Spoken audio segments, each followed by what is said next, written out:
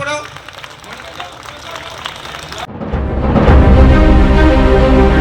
প্রাকৃতিক দুর্যোগকে উপেক্ষা করে মহেশতলে তৃণমূল কংগ্রেসের জোড়া জনসভায় মন্ত্রী স্নেহাশিস চক্রবর্তী। ডায়মন্ড হারবার লোকসভা কেন্দ্রের তৃণমূল কংগ্রেস প্রার্থী অভিষেক ব্যানার্জির সমর্থনে মহেশতলা 34 নম্বর ওয়ার্ডের পৌরপিতা গোপাল সাহার উদ্যোগে 35 ও 33 নম্বর ওয়ার্ডে জোড়া জনসভায় উপস্থিত ছিলেন প্রধান অতিথি পশ্চিমবঙ্গের পরিবহন দপ্তরের মন্ত্রী স্নেহাশিস চক্রবর্তী, বজবজ বিধানসভার বিধায়ক অশোক দেব সহ একাধিক ওয়ার্ডের পৌরমাতা ও পৌরপিতারা। দুর্যোগকে উপেক্ষা করে জোড়া সভায় তৃণমূলের কর্মী সমর্থকের ভিড় ছিল চোখে পড়ার মতো। শেখ মনির রিপোর্ট, RGN নিউজ। এই তিনজন যেত আস্তে আস্তে আমাদের লোক বেড়েছে, লোক বাড়ার পরে আমাদের সাথে এসছে সমাজ উন্নয়ন ক্লাবের রাকেশ, এসছে আমাদের সাথে রাজু। এছাড়াও এই কদিনে 35 নম্বর ওয়ার্ডকে তাদের সমস্যাগুলো আমার জানার জন্য প্রত্যেকটা ছেলে যেভাবে হেল্প করেছে, হয়তো অনেক আমাদের সইসে আছে জলের লাইনের দরকার, সে এলাকায় জলের লাইন দিয়েছে, যে এলাকায় রাস্তার দরকার সে এলাকায় রাস্তা করার জন্য আমার কাছে পাঠিয়েছে, এবং ওদের মাধ্যমে আমি ওয়ার্ডে প্রত্যেকটা জায়গায় দেখতে পেরেছি। অনেকে ভেবেছিল, অনেকে ভাবে যে আমি হয়তো ভোটের পরে আর আসবো না, আমি কারণ পাশের ওয়ার্ডের কাউন্সিলর। কিন্তু আপনাদের এটা বলে রাখি, এটা মানুষের ভুল ধারণা। কারণ আমাকে মাননীয় সাংসদ যখন দায়িত্ব দেয়, এই ওয়ার্ডের উপরে কিছু স্পেসিফিক কাজ আমাকে বলে দিয়েছিল। তার মধ্যে ছিল এক জল, তার মধ্যে ছিল ডাম্পিং গ্রাউন্ড, তার মধ্যে ওনার কাছে যেটা খবর ছিল বিস্তীর্ণ এলাকায় রাস্তাঘাট বাকি আছে সেটা, এবং বার্ধক্য ভাতা, বিধবা ভাতা, এবং লক্ষ্মীর ভাণ্ডার, এবং সরকারি যে পরিষেবাগুলো যেগুলো 35 নম্বর ওয়ার্ডের মানুষগুলো পাচ্ছে না, সেই পরিষেবাগুলোকে মানুষকে পাইয়ে দেওয়ার জন্য। কিন্তু এখানে যখন আমি কাজ শুরু করি, তখন প্রথম আমার কাজ ছিল, যেটা একটা পাড়ায় আমি গিয়েছিলাম, যেটা মাজারের পাশেই, দরগাতলা বলে অনেকে, কেউ শেখপাড়া বলে, তো বিস্তীর্ণ এলাকায় জল পড়তো না। সেটা যখন আমি সাংসদকে বলি যে এলাকাটায় জলটাকে ঠিক করতে হবে, সেই মতন সাংসদ কিন্তু একটা টাকা বরাদ্দ করে সঙ্গে সঙ্গে। তারপরে আরেকটা পাড়ায় যাই, সেখানে দেখি তাদের রাস্তা নেই, তাদের জল তো রেল লাইনের উপর থেকে আনতে হয়, এবং সেখানেও আমরা কাজ শুরু করি, এবং আস্তে আস্তে মানুষের মধ্যে একটা বিশ্বাস আসে যে আমরা কাজটা হয়তো করব। কিন্তু দু একটা কথা আপনাদের আজকে বলবো, যে কথাটা না বললে হয়তো কিছু মানুষের মধ্যে যে ভুল ধারণা, যেটাকে বিজেপি আজকে প্রশ্নের সামনে দাঁড় করিয়েছে। আপনি নির্বাচনে ভোট দিতে গিয়ে অবশ্যই ভাবতে হবে যে নরেন্দ্র মোদী কি বলেছিল, নরেন্দ্র মোদী কি করলেন। 14 সালের আগে মোদী কি বলেছিল? বলেছিল আমি বিদেশ থেকে কালো টাকা নিয়ে আসবো, এবং সেটা ভাগ করে দিলে এক একজন ভারতবাসীর ব্যাংক অ্যাকাউন্টে 15 লক্ষ টাকা করে ঢুকে যাবে। নরেন্দ্র মোদী বলেছিল একটা কালো টাকা বিদেশ থেকে আনতে পারেন, বরঞ্চ বিদেশের ব্যাংকে কালো টাকার পরিমাণ আরো 10% বৃদ্ধি পেয়েছে এই নরেন্দ্র মোদীর আমলে। বিদেশ থেকে সর্বভারতীয় তৃণমূল কংগ্রেসের এই সভা এবং আসন্ন লোকসভা নির্বাচনে এই লোকসভা কেন্দ্রে আমাদের সকলের প্রিয় প্রার্থী দলের সেনাপতি অভিষেক বন্দ্যোপাধ্যায়ের সমর্থনে এই সভা হচ্ছে। এই সভা মঞ্চে অশোকদা রয়েছেন। আমরা খুব ছোটবেলা থেকে অশোকদার ছাত্র আন্দোলনের কথা শুনতে শুনতে বড় হয়েছি। তিনি বিধায়ক, আমাদের শ্রদ্ধেয় লিডার মঞ্চে আছেন।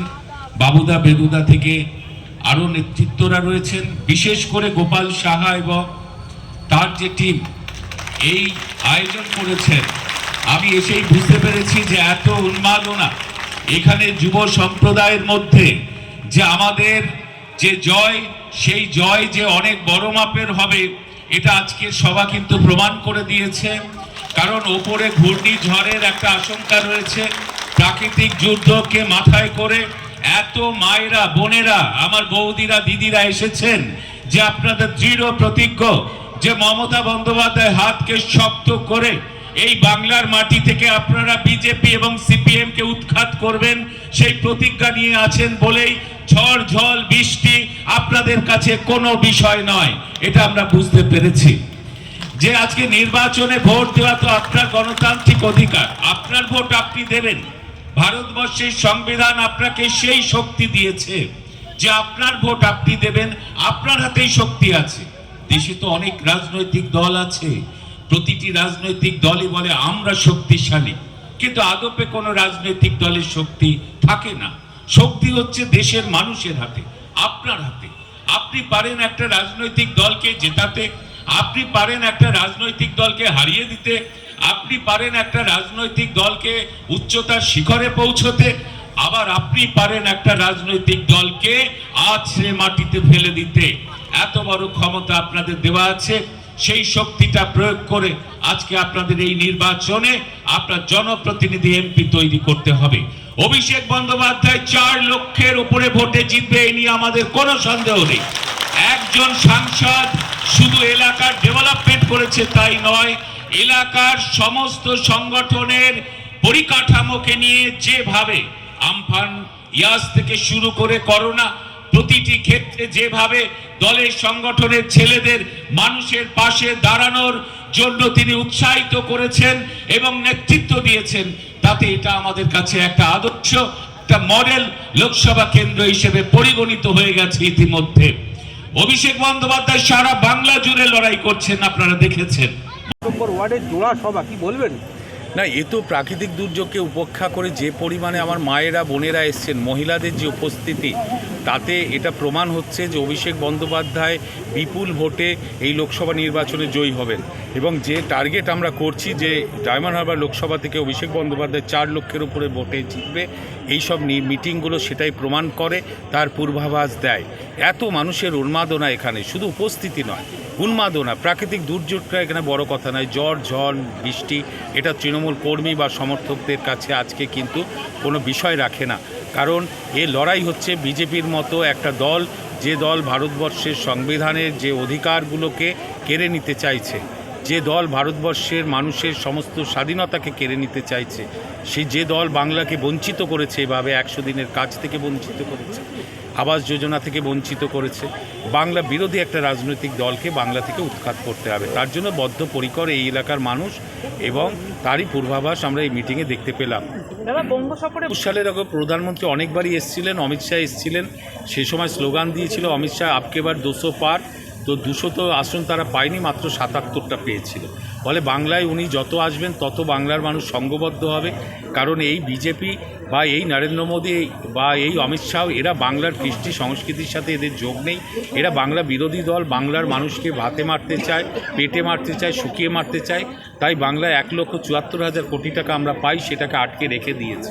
এই বাংলা বিরোধী দলকে বিসর্জনের ভোট হচ্ছে এটা। ফলে ওদের যত দেখবে বাংলার মানুষ তত আরও মনে দৃঢ় প্রতিজ্ঞ হবে যে বিজেপিকে হারাতেই হবে এবং তৃণমূলকে ভোট দেবে। দেখুন, এখন সিপিএম পার্টি তো বাংলায় শূন্য হয়ে গেছে, এবং একটা 34 বছরের পার্টি আজকে শূন্য।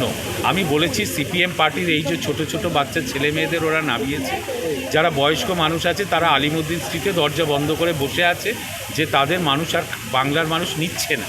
তাই মীনাক্ষীর মতো এরকম প্রতিকুর রহমান বা এদের মতো ছোট ছোট ছেলে মেয়েদের এরা ভোটে দাঁড় করিয়েছে, বলেছে যাও তোমরা গিয়ে আবার সিপিএম পার্টিকে ঘুরে দাঁড়ানোর চেষ্টা করো। কিন্তু আমি বলেছি ওদের আগে আলিমুদ্দিন স্ট্রিটে গিয়ে গবেষণা করতে হবে যে 34 বছরের একটা দল, সেই দল শূন্য হয়ে যায় কেন, এটা আগে গবেষণা করে ওদের বার করতে হবে। আসল বিষয়টা হচ্ছে সিপিএম পার্টি হচ্ছে বিজেপির ঘনিষ্ঠ একটা দল। বিজেপিকে 19 সালে তারা 22% ভোট হস্তান্তর করেছিল পদ্মফুলে, এবং 2021-এ আরও 2% ভোট হস্তান্তর করেছিল বিজেপিতে। এরা বিজেপিকে জেতানোর জন্য নেমেছে। তৃণমূল কংগ্রেসের যে লড়াই মমতা বন্দ্যোপাধ্যায় বা অভিষেক বন্দ্যোপাধ্যায়ের নেতৃত্বে চলছে, ভারতবর্ষের মানুষের নিরাপত্তা, তার অধিকারকে প্রতিষ্ঠা করার জন্য, সেটাকে দুর্বল করার জন্য এই মীনাক্ষীরা সিপিএমের ঝান্ডা নিয়ে বিজেপিকে সহযোগিতা করার জন্যই নামছে। আজকে দেখুন না, আজকে 60-70 হাজার বুথ আছে, সেই 60-70 হাজার বুথে 99% জায়গায় সিপিএমের কোনো অস্তিত্ব নেই। ওরা ওই একটা বুথ হরিশ চ্যাটার্জি স্ট্রিট, যেখানে মুখ্যমন্ত্রী থাকে, ওখানে গিয়ে নাটক করছে। তার কিছু মিডিয়া আছে, সেগুলোকে দেখাবে যে বিরাট বিপ্লব হচ্ছে। এই 4 তারিখের পর দেখবেন সিপিএম পার্টির আর কোনো অস্তিত্ব তো ছিলই না, আরও ভোট শতাংশ কমে যাচ্ছে সিপিএম পার্টির। এভাবে রাজনীতি হয় না। এখন আপনার বাড়ি, অফিস এবং দোকানকে সুরক্ষিত রাখুন টোটাল সিকিউরিটি সলিউশনের সাথে। আমরা বিভিন্ন নামি দামি ব্র্যান্ডের সিসিটিভি ও সিসিটিভি সংক্রান্ত যাবতীয় অ্যাক্সেসরিজ বিক্রয় করার পাশাপাশি সার্ভিসও প্রোভাইড করে থাকি। টোটাল সিকিউরিটি সলিউশন একটি নির্ভরযোগ্য প্রতিষ্ঠান যা 24/7 সার্ভিস প্রোভাইড করে থাকে। তাছাড়া এই প্রতিষ্ঠান দীর্ঘদিন ধরে যত্ন সহকারে দোকান, বাড়ি, কারখানা, school, nursing home, hotel, restaurant, শোরুমগুলিতে পরিষেবা দিয়ে চলেছে। আমাদের এখানে প্রশিক্ষণপ্রাপ্ত টেকনিশিয়ান দ্বারা কাজ করানো হয়। আমাদের ঠিকানা গার্ডেন রিচ, মেটিয়া ব্রুজ, কলকাতা 700024। বিশদে জানতে যোগাযোগ করুন 7003047447। লাইক, শেয়ার, ফলো করুন আমাদের ফেসবুক পেজ RGM নিউজ ও ফলো করুন ইনস্টাগ্রাম, ফলো করুন আমাদের RGM নিউজ। সঙ্গে থাকতে দেখতে থাকুন RGM নিউজ, আপনার এলাকার খবর সবার আগে।